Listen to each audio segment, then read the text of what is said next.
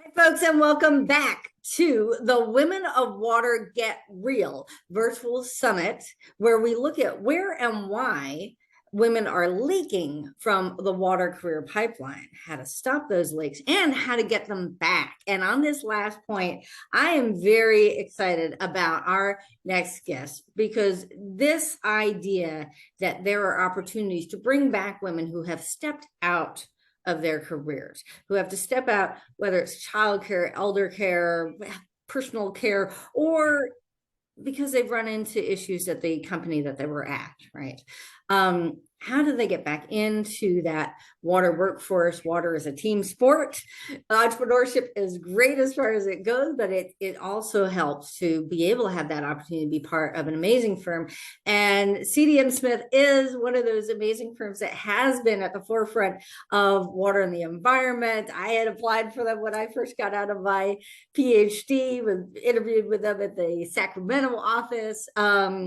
And we have with us today Julie Lucas, who is I'm going to mess up your title now, but she's the senior talent acquisition recruiter. She's the person you talk to when you want to get a job. Okay, and she is a person also running specifically what I believe is still the only example of this in the water and environmental consulting, and even in tech firms, agencies, anything else.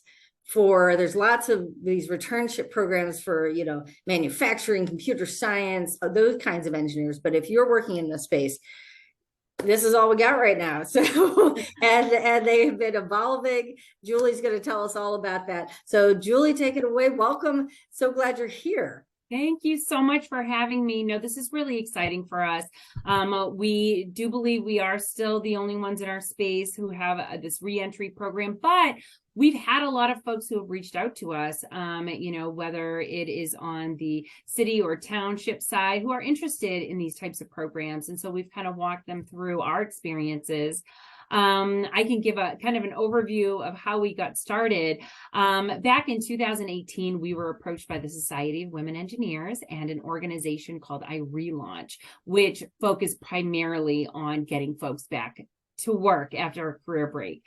They invited us to join their task force, which had actually come out of the White House in 2016. And we were really excited to join. This was something that as talent acquisition specialists, I've been in recruiting for over 20 years. We're always looking at outside the box ways of being able to recruit. What pipelines are we not tapping? And, looking at alumni, people who have left their careers was something that was always in, conversations, but how would we do it? So this was very serendipitous for us to connect with them at this time.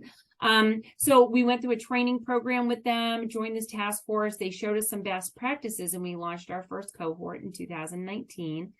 We're actually celebrating our 5-year anniversary this year with our largest cohort. We've got 6 folks going through the program right now as we speak.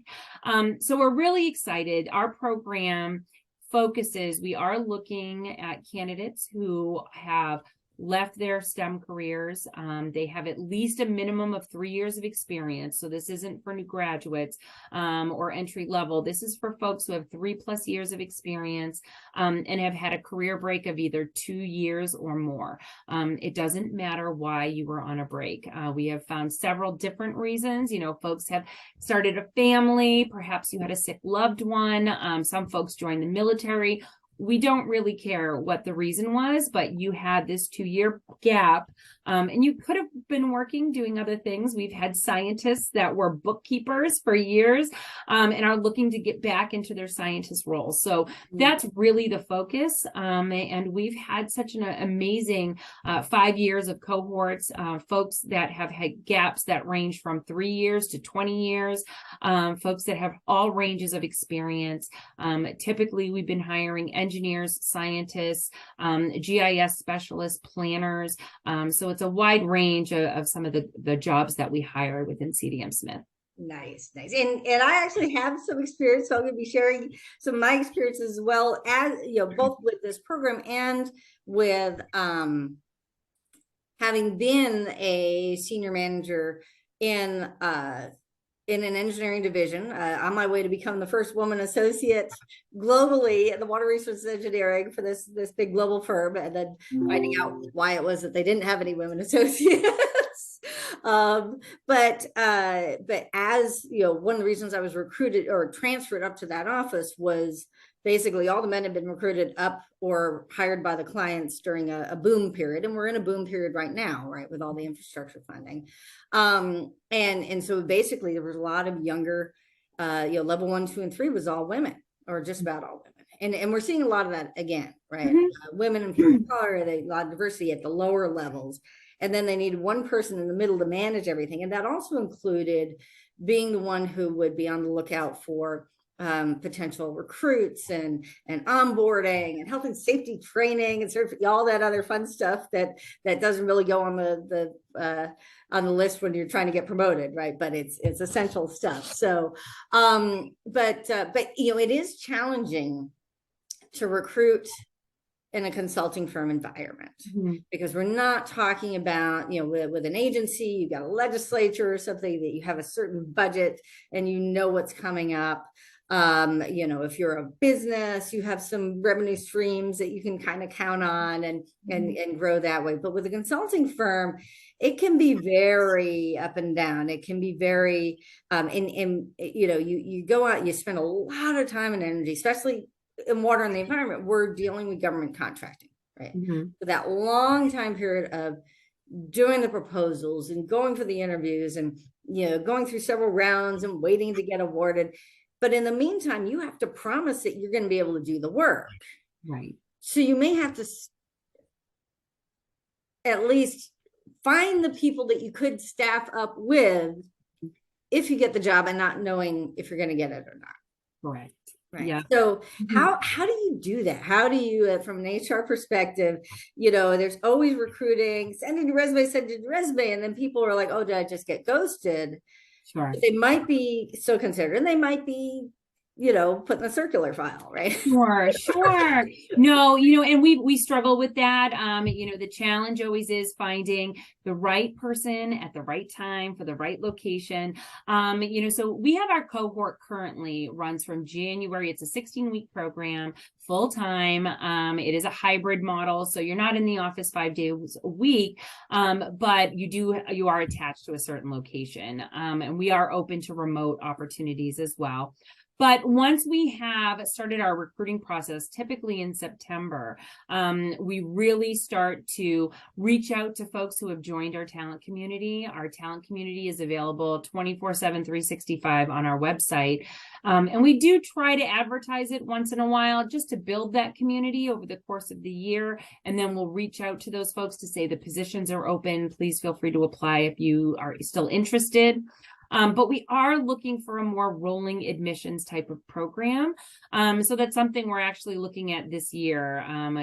We're 5 years in running this 16-week program, but how can we make it so we can do this all year long, that we don't have to just wait till January and do this? So it is definitely something that we want to do, because that fits our model a little bit better. And we might be able to bring on more folks if we do it on a rolling admissions basis. So it's something starts at the beginning of the water year, right? October, September time frame. Absolutely. People are done with their summer whatever, and they're ready to start working. Right.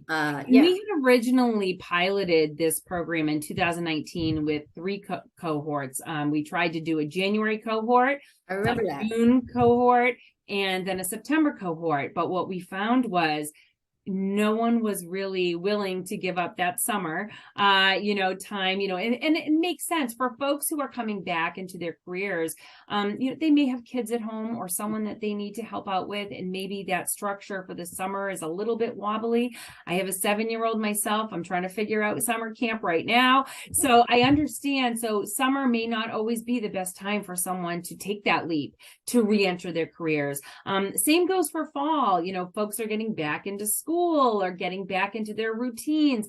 So we found that January worked the best because people were setting their routines by January with the school year, and kind of knew what they could and could not give to the program at that point. But at the same time, I do think that having a rolling admissions would allow us as a business some more flexibility, and also our candidates some flexibility, to be able to say, hey, I'd like to start in March, or I'd like to start in August, and us being able to work with them, but just making sure we don't lose those program components by having those staggered start dates. Yeah. Yeah. And some of those components, and by the way, we have iRelaunch's founder is gonna be, we have Carol's potential. Yes, yes, exactly. She's going to be one of the interviews. But what's really nice is being able to talk to someone who's actually on the actual hiring end of that. Sure. So and components include so first of all, is it still the no obligation on either end, and then you decided what happens next? Yeah. Some firms have already said, hey, you know, we're getting great people, we're just going to go ahead and hire them permanently and then give them extra support for 12 weeks or something. But yeah. What's nice about our program, this 16-week temporary role, it allows both sides. So you've got hiring managers who are sometimes wishy-washy on commitment, you know, and that's not to say our managers are like that. They actually love this program. But in my 20 years of recruiting, you know, I have been completely involved in conversations where people had gaps in their resume, but I've already screened them and I know they're fantastic. And please believe me, just talk to them. So being on that side of the house, having this 16-week temporary opportunity is great for both sides. So the hiring manager gets to test drive this person, gets to be able to see what kind of skill level that they're at. You know, we kind of have an idea, but now they're going to start. And with that gap, how quickly can they ramp back up? And then on the other side, you know, as a candidate, you're only committing to 16 weeks. You know, we have had pretty much 100% conversion rate for every single person who's gone through our program. Wow. Has been made an offer for full-time regular, which is amazing and great, and just shows how successful this program can be. But you know, the candidates, you are not obligated to accept. If you decide, you know what, this was wonderful, but I'm not ready yet, there's no obligation to accept the opportunity full time. Have you guys looked into that at all in terms of, you know, are there things that CDM Smith might be thinking about in terms of making it more family friendly, more work-life balance friendly? I think we excel at that as a firm. So that's already kind of built into our culture. You know, right now, you know, our firm is only in the office 2 days a week. That's all that is required. Folks can come in more if they'd like, but the only requirement is 2 days a week. So having that flexibility of being able to work remotely 3 days has been huge for our employees. And like I said, you know, when we're vetting folks out for the program, if there's a situation where they say, you know, I really want to do this, but I can only be remote, we'll work with the hiring manager. If the hiring manager is open to that, we will absolutely endorse it. Our program's also full-time. We had a candidate last year who could really only commit to about 25 hours a week. We made that work. You know, so we are flexible. You know, we even had opportunities where we had a cohort member this year who our GIS team was needing someone absolutely now. You know, could he start before January, and can we just make him a full-time offer now? And we said, yes, what? Yes. So they made them an offer. They started in October, but he's still part of our cohort. He's still part of our program. He's able to participate in the programming, be part of the cohort. He just got an offer that was earlier, and was able to come on full time from the start, which was wonderful. I will say our program, it is primarily women. That's probably the majority of the applicants that we receive. But this year was the first year we actually have 2 men who were hired into the program as well. There's a lot more folks who are, you know, men who are staying home and for different reasons as well. So it's nice that we've been able to be inclusive for everyone. Beautiful, beautiful. What are some kind of supports that you put in place for your cohort, additional training, your one-on-one mentoring, finding gaps in Yeah. skill sets and everything? What do you do with your cohort? Well, the first thing that I think is so important if you're going to have a reentry program is you need to train your managers first. We have a manager training with me before the cohort starts. It's generally the week before.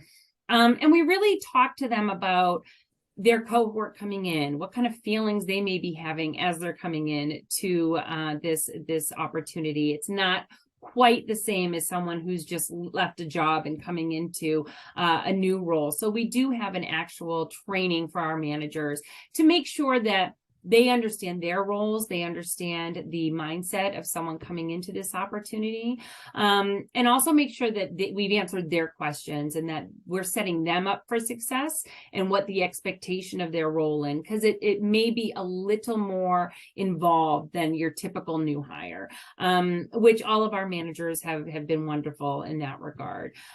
We also make sure that, I personally am reaching out to the cohort as the date's approaching. We're so excited to have you, just kind of making sure that they don't have any questions, or if there's something that hasn't gone well, let's talk it through. Let's make sure you have a great onboarding experience.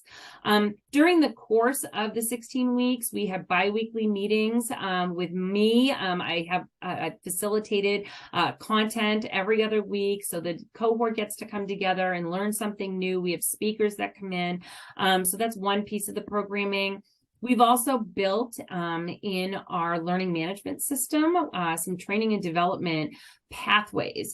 So it's strictly for them, and it's broken up into, whether it's webinars or maybe it's links to articles. It doesn't really matter, but we're linking them to resources on how to network, how to get used to Microsoft tools, whether it's Outlook or PowerPoint or Excel, just brushing up on some of those things, being able to, how to re-enter the workforce. iRelaunch resources that we direct them to their site as well. So there's a lot of great resources within this pathway. And what we've done is at the end of every cohort, we said, was there anything else in our curriculum, our learning management tool that you saw, that you loved, that would be helpful for the next cohort? So this is a living, breathing pathway that we've been able to update every year with new content that folks have found helpful, that they think the next cohort will find helpful as well. It's also important to do check-ins. I just had mine with both my managers and with the cohort one-on-ones, checking in to make sure, how are things going? Do you have enough workload? Are you getting the networking opportunities? And then on the flip side with the managers, making sure they're providing those networking opportunities, ensuring that they have enough work to do. So those are really important to have those midpoint check-ins. And also we have those conversations starting now. Are you ready to make an offer? Because we want to make those offers as soon as possible. We don't want to be waiting to the last week of the program because, they might be biting their fingernails waiting to see if they get an offer. Let's do it as soon as possible. So those conversations start around now as well. Yeah. So when you talk about networking, is just bringing them with you on client meetings, virtual or in person, is also going to conferences. So AWWA, I don't know if that's before or after you finish. Sure. I don't think they probably don't get the opportunity to go to conferences, but I will say that, they are definitely involved in client conversations. We want to also make sure that they're getting the internal networking that they need to build their for lack of a better term, internal Rolodex. I know that half the people on this call probably will not know what a Rolodex is, but I remember, and to have that just list of internal folks that you can be able to reach out to when you are low on work. Is there something that I could work on? Or, hey, I saw you hosting, a webinar about this project. I'm really interested in getting involved with that type of work. Can you guide me on how to do that? So we really try to pull those opportunities together as well. We just had a lunch yesterday with the alumni of the cohort. So folks who have participated in the past and the new cohort all got together, and we were able to just kind of talk about lessons learned and advice that they would give the cohort if they had to do it again. So it's just a great opportunity, and making sure that those, if you see opportunities as well, that you're sharing them. So when I get an email from, our our marketing team saying, hey, there's this networking opportunity going on, employees should join, I make sure to re-forward it to the cohort and say, if you can make it, it's virtual. It would be really great if you could attend, get to know some more faces internally in the company. Nice. Well, I hope all your cohort are watching this and the rest of the program and hearing about some of the things that have come up throughout this amazing summit. I think we've got 40 or 50 people at this point. Wow, that's great. All women, and then I did include one trans man. So different perspective, but you mentioned the alumni, so the alumni of the program, but there's also the alumni of CDM Smith. And I kind of wonder when I see some of these companies that have these sorts of things, how many of them are really kind of primarily focused on people who used to work there, left, and they're trying to lure them back in. Sure. No, that's definitely part of the pool that we do recruit out of. I'll be honest, this year, this cohort of 6 have no rehires, but last 2 years ago, we had 3. So, it does vary year to year. It's definitely a pool that we will recruit from, but at the same time, it's not the primary focus. We recruit by reaching out to a lot of veterans groups. We reach out to, there's a Facebook group, Moms in Engineering. We've reached out. I can't join because I'm not an engineer, but I know the administrator now, and every time we're going to recruit, I send her a little advertisement. I'm like, would you mind just sharing this within your platform? So little things like that, but I have found word of mouth, with any recruiting opportunity, that has been huge. Some of our hires have just been, an employee was talking about it at the bus stop to a bunch of other moms, and one of them said, oh my gosh, that would be amazing.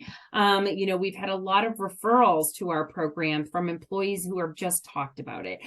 So making sure that our employees are sharing the opportunity with their networks is critical. Yeah, and I know I've seen you guys at the career fairs, at things like AWWA and all of that. Now, I'm wondering what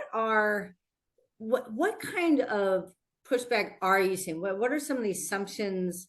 I hear things about, well, if someone's an entrepreneur, they're not a team player. If someone is stepping out to raise their family, they're not committed to a career. I mean, sure. If they're older, they're going to drive up the insurance rates, and they're not going to want to, whatever. I mean, what kind of things do you hear from hiring managers and others?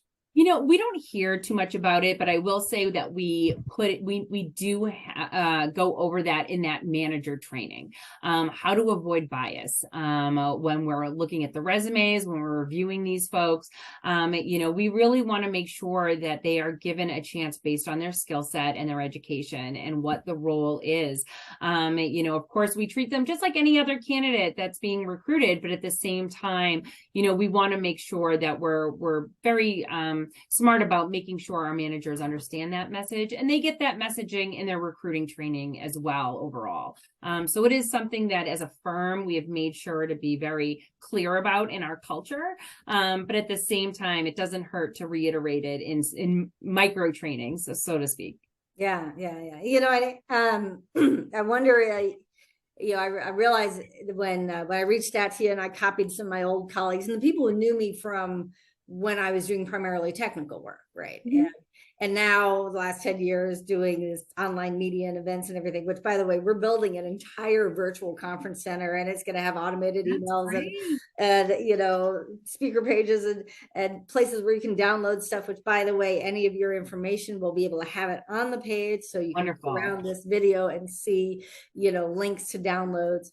But a lot of the younger folks, you only see me as from the media stuff that I've done more recently. And I know there's a lot of advice for people who are of a certain age who are going back, and trying to, where they say, oh, well, only show the last 10 years.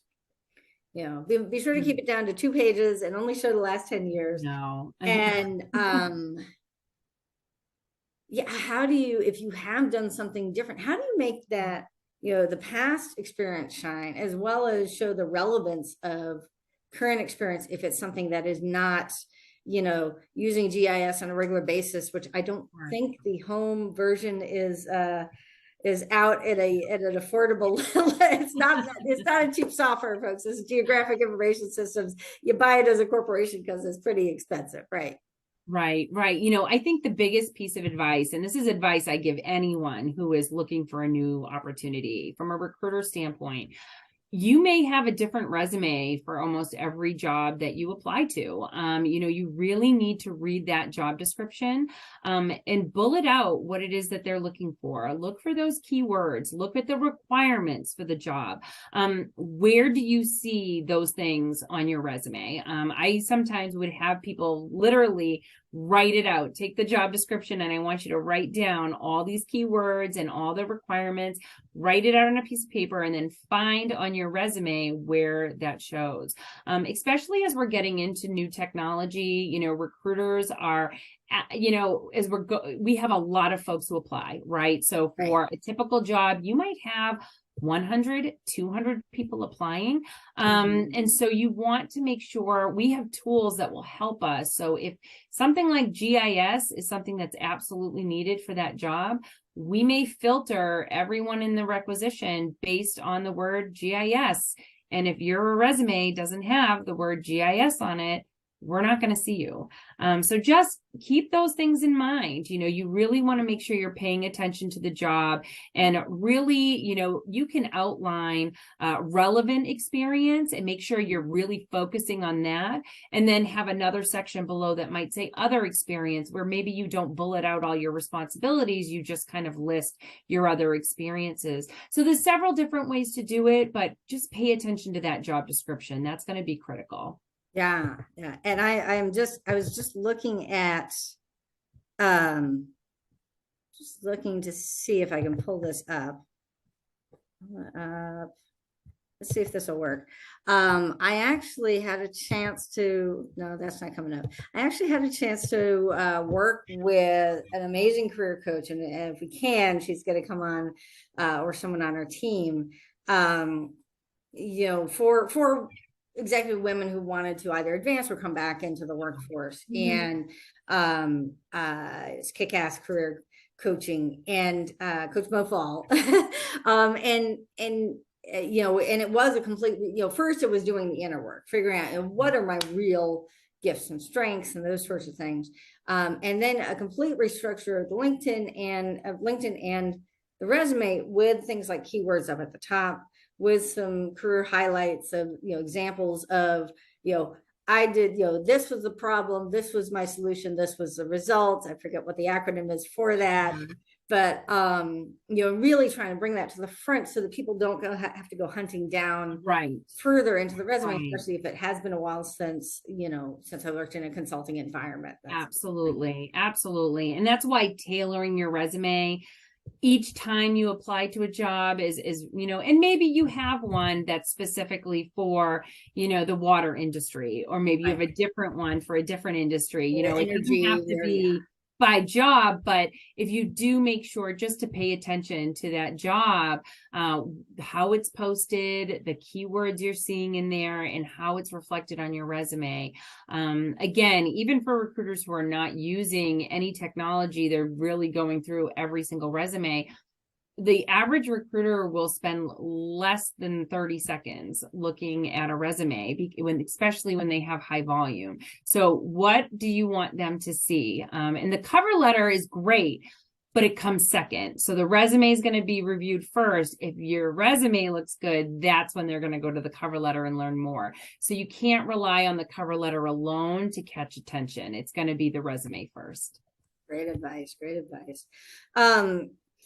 I wonder also about, you mentioned hearing from some of the utilities, and, you got some smaller ones. And when I applied for one of the earlier cohorts, it wasn't just, generally here are the kinds of things that we're looking for. It was like, we need a green buildings person with BIM software modeling expertise in this, in North Carolina. We need, I got that right, didn't I? No, absolutely. We did. We started off with some very specific needs, because these managers said we would 100% be open to this. What we found, though, was that was too specific. And we were missing out on some great candidates. So when we launched a few years ago. We started just having a general interest application process. So that way we could really be able to showcase, you know, and it really is too bad. I think I mentioned this to you earlier, you know, we have more amazing candidates than we have work. And so by pipelining that way, we're really able to bring some work to these folks that maybe that group or division didn't really think that they needed until they said, oh, well, we'd like to support this program. We actually could use somebody in that location, you know, so we're able to make it work a little bit better that way. So we moved to this more general interest application process to be able to showcase as many people as possible. And what's nice is that these resumes, you know, even if you are not selected for the cohort, we will review you again the following year. We will also consider you for other opportunities. I think the nicest part of this program has shown our managers that this works, you know, and maybe you don't have to put them through the program. Maybe you can just hire them right out full-time regular if that's what they would like to do. So we've added that to our screening process as of this year. You know, if the firm had a full-time regular opportunity, would you be interested in that?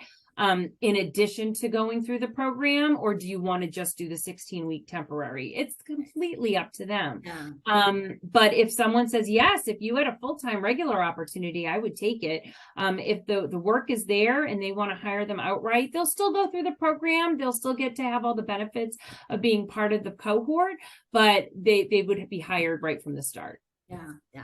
You know, it's funny. You know, I've been to you know, the American Water Works Association and Water Environment Federation. They have these transformative symposia where they you know, really, you know, for when the members really want to dig deep, the utilities want to dig deep into certain issues, and they had one on workforce right before the pandemic, and other, you know, workforce task force and board discussion items when I go to their meetings, and you know, and I mentioned this, and like, oh, workforce, what are we gonna do? All the consultants are still like our utility staff and everything. It's like, well, you know, there may be, you know, especially for older folks who you know, not older, but you know, folks who might be at a point where you know, they like the stability and the benefits and everything else of being at a utility, and where, you know, they might want to go back later. And it's, you know, there's two things that come up. One is, well, we have to hire them young so they can learn our culture.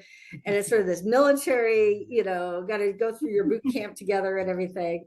And the other is, where would we find these people? Where would we find people who have these degrees and have left? And it's like, okay, there's something called the internet. Right. And all these specialized groups, like you said, and you know, you used to hear the same thing about, well, we just can't find any Black engineers, or we just can't find any Hispanic. You know, it's like, a lot of outreach. What have you heard when you talk to some of these utilities that? Yeah, well, I mean, I think that when we actually presented a year ago at an AWWA utilities conference in Florida, and there was a lot of interest and a lot of different utilities that reached out to me just to talk a little bit more. So there was definitely interest in these programs, but you have to definitely put in the work. You have to be able to conduct the outreach. We've done, you know, outreach with the National Society of Black Engineers, the Society of Hispanic Professional Engineers. We've worked with Society of Women Engineers. We've worked with, there's some really great new organizations like OSTEM, which is out in science, technology, engineering, and math, which is amazing. So you have to be able to make connections with these groups. We do it a lot on campus. I also oversee our college recruiting program. And so getting in and making sure you're making those connections on both the junior and on the senior side, to make sure that you're getting the outreach and getting the message out. But again, sometimes it's those unconventional outreach efforts, those Facebook groups, so that LinkedIn group, or, you know, making sure that you're spreading the word. You know, we've even created an email that our employees can send out to whoever they'd like, so that way we know that it's getting to the right networks. it really is, you do have to put in a little bit of the work to make sure that it's getting to the right audience. Yeah. I mean, when I did my civil engineering degree at North Carolina State, I joined Alpha Omega Epsilon. At the time was an engineering sorority, kind of similar to Triangle on the men's side. And now because of Title IX, that's a whole other conversation about, people using Title IX to get rid of some of these women's programs. But they're now can't be just engineering and sex specific. So it's all technical degrees, right? So science and computer science and whatever. But I stay in touch, and that's the thing with these colleges. A lot of them stay in touch with their alums for a long time, right? Especially within a particular college. Some of the smaller specialties, environmental science or something, and they know who's left the workforce. And for me, just about all the women I went to school with, amazing, smart, engineers. They're full-time moms. They're teaching math in high school. They are selling essential oils and nutrition programs, and it's like, and in some cases it was family, commitments, and some, like in my case, working in an environment that didn't welcome women. And now we see this great push for diversity. And are they thinking about those who already left? And this is what I'll be talking about in the the links between racism, sexism, and ageism. That I'm speaking at AWWA, and sometimes ageism is brought up as kind of the white male, so what about us? If there's diversity hiring going on. But many times it's people who, have had delays in their career. It took them longer to get their degrees. They had to put themselves through school while raising kids or whatever. Right. And I think we talked about this a little bit before we got started is, I think the most important thing for any company is it has to come from the top.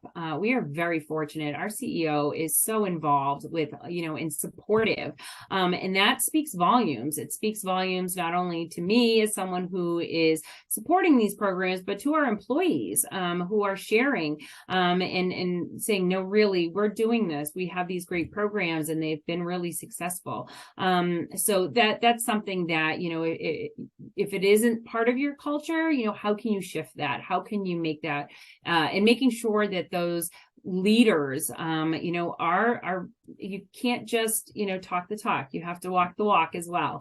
So it's not just saying, yes, I support it. It's let's get in front of this. Like have your CEO, address the employees, so it's really, really important to have that communication and know that this is something that it's truly being supported and not something that they're just checking a box. And being in engineering and science, being in government contracting, which so much of the work in water and the environment, even if you work for a private company, you are in government contracting. So there's procedures that have to be followed. So how to couple culture and personality-led decisions with procedural, what are the steps, and make it transparent. We talked a little, there was a large water district that had a situation with not only with women being harassed and even assaulted, but with retaliation, and even a state audit finding retaliation. And it's like, and it's like the biggest story that nobody's talking about, because this is a learning opportunity. Anytime in this industry, anytime there's a spill, there's a labor dispute, there's a whatever, you can count on the head of that utility doing a presentation at the next professional conference, right? This kind of post-mortem, and what can we, what do we do well? What can we do differently? What can you learn from this for your own organization?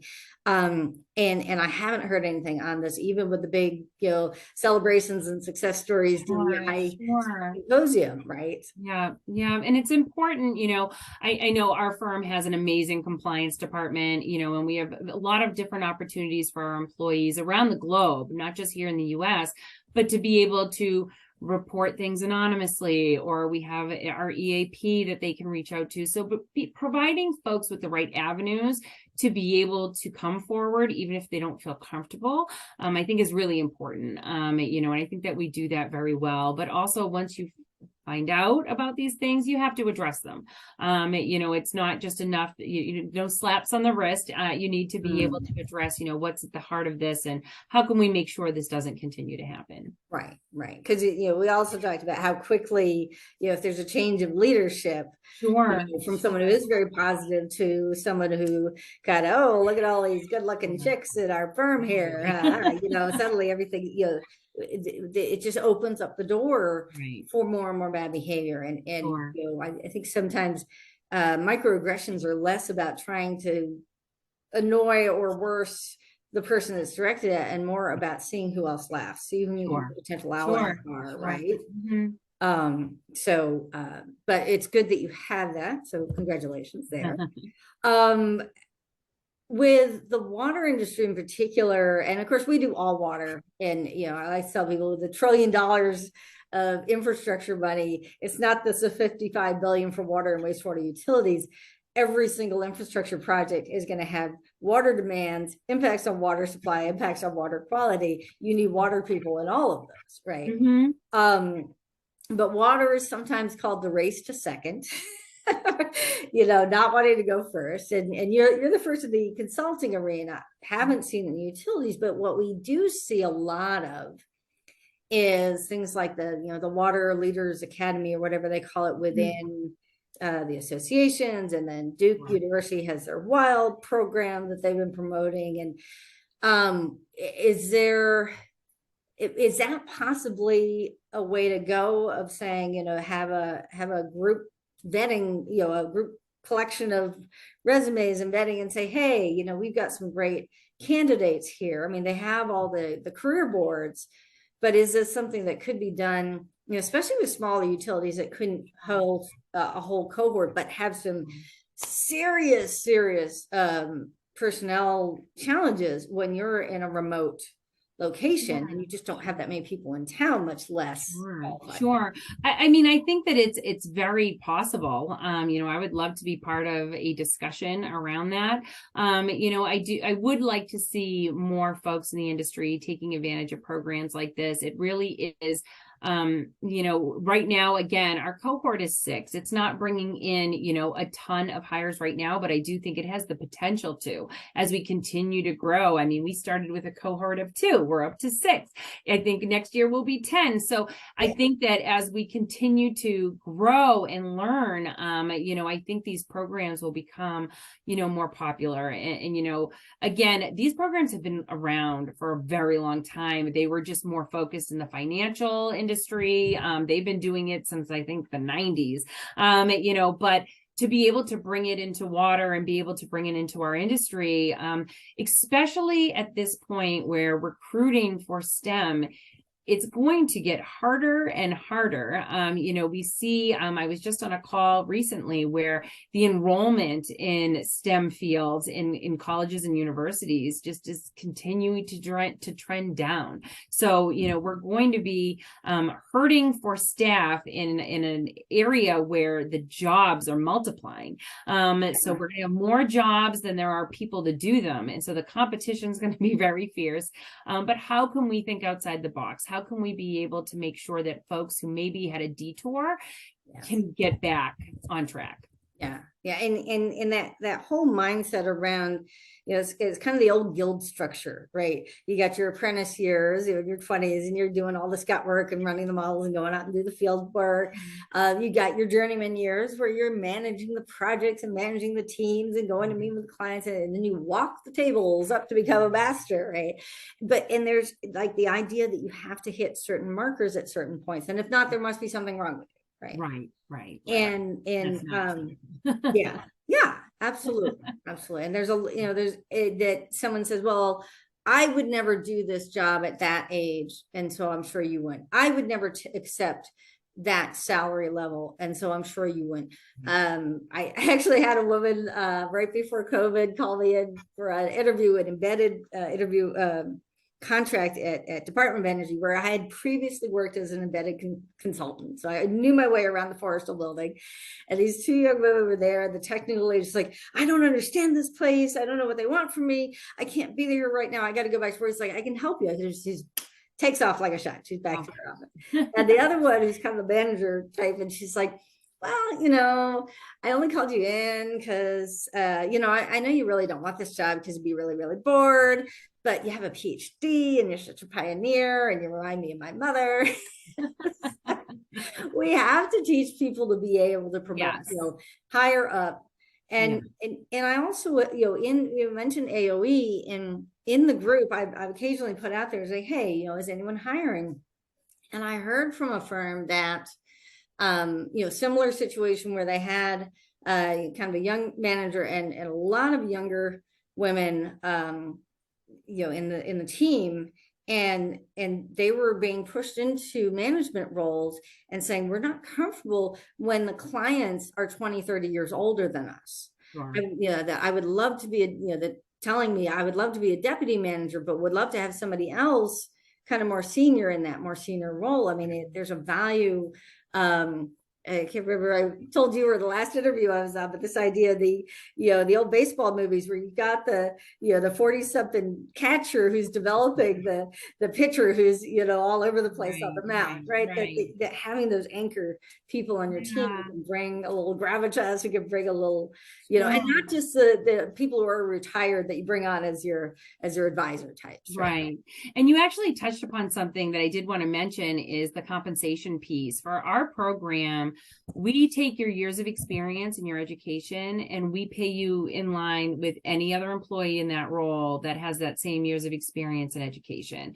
There is no intern rate. We are going to pay you competitively for your years of experience in your education. So that's another benefit, I think, that, for folks who want to be successful in a program like this, to consider that, not having some kind of cheaper rate, they've earned this years of experience and this education, look at it, we just basically pretend the gap is not there. Well, I know you've got to call the CEO in a couple of minutes, so I should wrap this up. I'm so pleased that we were able to include you in this program. Of course. No, I'm very grateful to have been able to do this. Yeah, and we will make sure that here on the page, folks, you'll be able to see, information on the program, links to information, links to get in touch with Julie. Are you open to context, whether it's to be able to apply to consider developing a program like this for your own organization? Sure, absolutely. Please contact me if you are interested in starting a program like this. iRelaunch is also an amazing resource. SWE, if you also has a page dedicated to reentry programs. And if you're a candidate who's interested in our program, visit cdmsmith.com/reboot. That will give you some more information about our page. Our application period typically opens in September. But until then, there is a talent community that you can join where we'll send out information and let you know when the positions are opened. And if folks have questions, they can contact me directly. Fantastic. Right. Folks, keep coming back. We do have the SWE Re-entry Task Force Chair with us. We do have iRelaunch coming with us. We do have a potential coming with it, to speak with us, so watch for those as well. But Julia, it's always a real pleasure to speak with you. Thank you so much for having me. All right, come on back, folks, and keep watching. Thanks so much for joining us for this extraordinary conversation, one of 45 extraordinary conversations we had as part of the Women of Water Get Real virtual summit, where we explored where and why women are leaking from the water career pipeline, how we can stop those leaks, and even bring women back to water. I hope that you will enjoy all of these amazing interviews. If you don't have a chance to watch all of them during the summit, you have the opportunity to join us with a power pack and get lifetime access to all the videos, as well as an opportunity to join us for 30 days in a brand new community where we will dig even deeper in live facilitated conversations about some of the issues that are facing Women in Water. Look forward to seeing you there. Please join us at watercitizen.org/women, watercitizen.org/women for more information. See you again soon.